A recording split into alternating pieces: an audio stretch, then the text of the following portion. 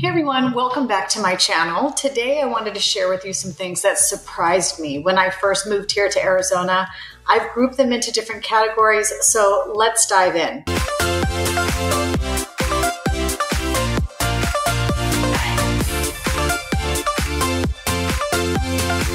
First up, let's talk about law enforcement and safety. One thing that caught me off guard out here in Arizona is unmarked police cars. So it could be anything from a Dodge Charger, a Ford Mustang GT, even a Ford F-150 my husband and I saw last week. So if you're driving around in your neighborhood, you could get pulled over by a Honda Civic. I mean, you just don't know. So that's a little interesting. I kind of like the concept because you never know if you're being followed by a police officer or not. So you're on your best behavior. Additionally, speaking of being on your best behavior, let's talk about the fact that people in Arizona can carry a handgun here. So it's constitutional carry here. So don't be surprised if someone is carrying a sidearm when you're in Costco, and in various areas, you could see someone with a sidearm.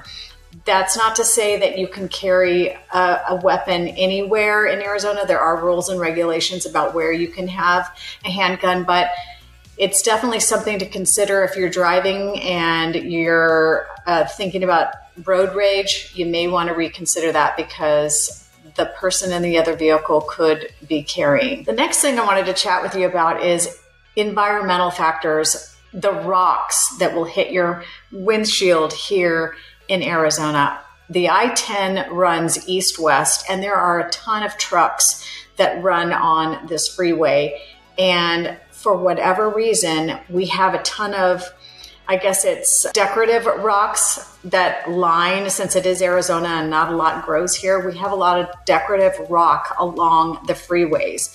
And also, the trucks are carrying different things in the back of their vehicles. So you have a lot of debris hitting your windshield. So it's just something to be aware of when you come out here and you're selecting insurance for your vehicle. You may want to make sure that your windshield is covered. We have insurance out here with Geico where the windshield, there is no deductible, and it's automatically included in your policy that your windshield is covered. So we have had our RV windshield shattered, and I have had multiple vehicles, for me, had a ding or a rock hit my windshield and damage it. And then when it gets really hot, just a small little chip out of your windshield can just immediately spray out into something much larger. So that's definitely something that really didn't happen a lot to us when we were in California. But since we've been here, every single one of our vehicles, kids included,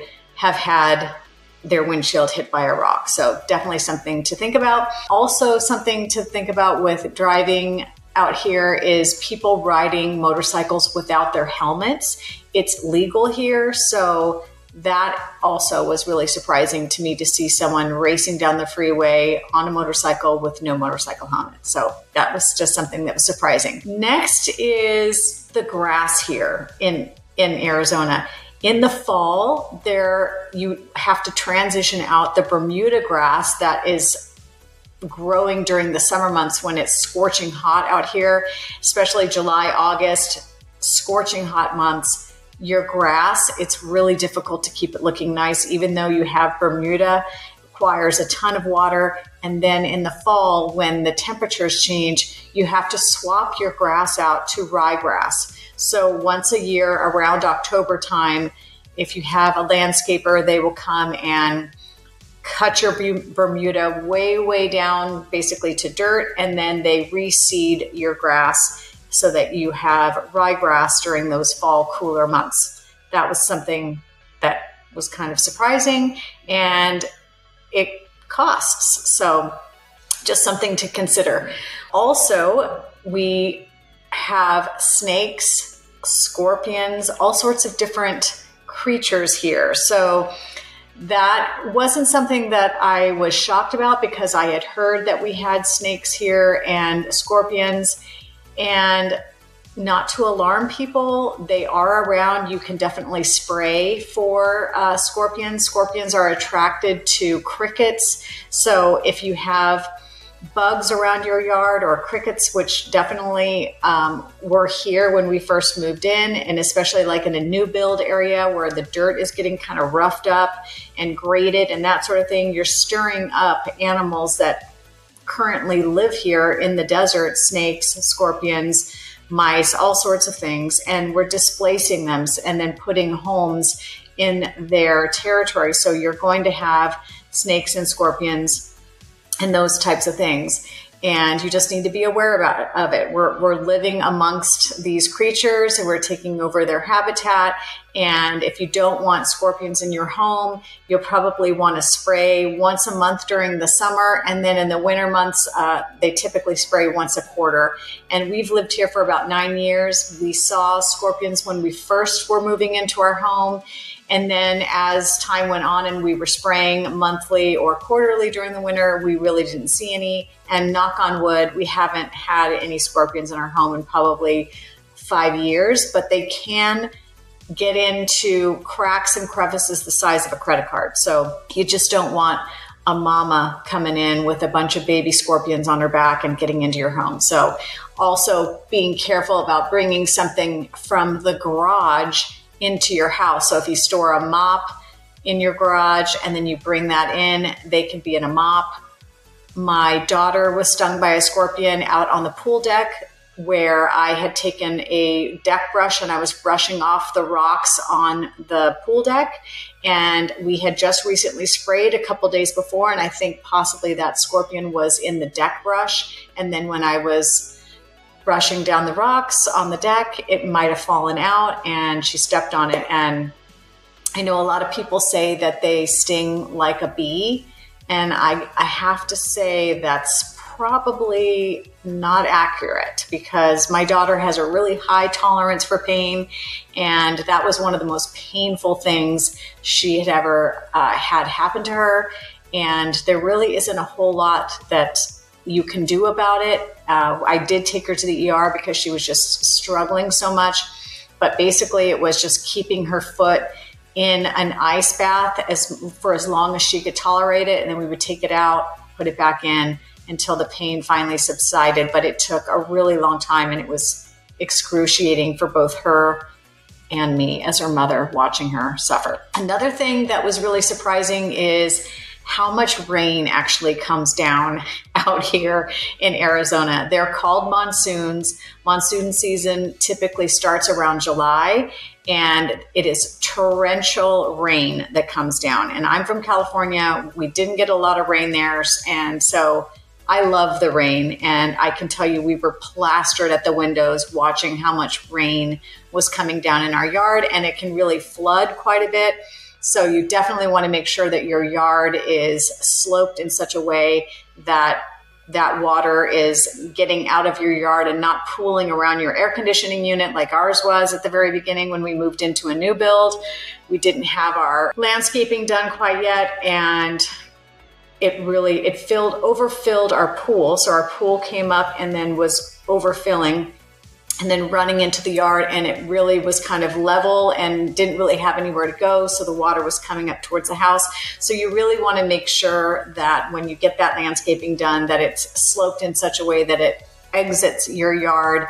And if your pool is overflowing, that you know how to drain your pool, because a lot of us moving out here to Arizona, maybe we've never had a pool before. I was definitely one of those people, never had a pool before, and didn't know how to drain the pool. So I learned that very quickly. And of course, my husband wasn't home at the time, and I got a fast lesson from my pool guy. I had to give him an emergency call on how to get the water draining out of my pool. So definitely something to think about. Additionally, we get something called Haboobs out here, and that is just like basically a giant wall of dust, a huge dust storm. And we've had a couple of those happen out here since we've been here. You're driving on the freeway and this just wall of dust is approaching you, and you literally can not see the hood of your car. So that can be very dangerous and nothing I had ever experienced before. So it's not all the time, but it's definitely something that you will want to know what to do if you get caught in something like that, or if you hear about high winds that come along with these monsoons. You're going to want to know, or maybe avoid freeways or the roads when those types of storms and things are happening. Lots of lightning, lots of wind. It's just all of a sudden like a hurricane that comes up, and torrential rain is coming down. And a lot of times these dust storms come before a monsoon. So the storm is actually pushing the dust towards wherever it's going. So you definitely want to be cautious if you're driving during those types of storms. So let's talk about the storms, and on the other side of it, the extreme heat. So obviously, if you're moving to Arizona, you know it's going to be super hot. But one of the things that maybe you don't know, at least I didn't know, is your car battery, or if you have an RV or something that's parked in storage, you can almost guarantee that your car battery is going to go dead if you leave an RV stored somewhere with a battery in it. The heat is brutal and it does wreak havoc on your car battery. If you have anything in your car that could melt, that is going to happen in your car because it is so hot here. Moving pods, if you are moving here from a different state and you have pods or a moving truck or anything like that, if you put anything in that pod that potentially could melt, that's going to happen. So good example, I had Christmas candles in a box. I didn't even really think about it when I was packing. The boxes were already packed for Christmas. They were just Christmas items. They were labeled Christmas. I didn't even think about looking at what was actually in the box.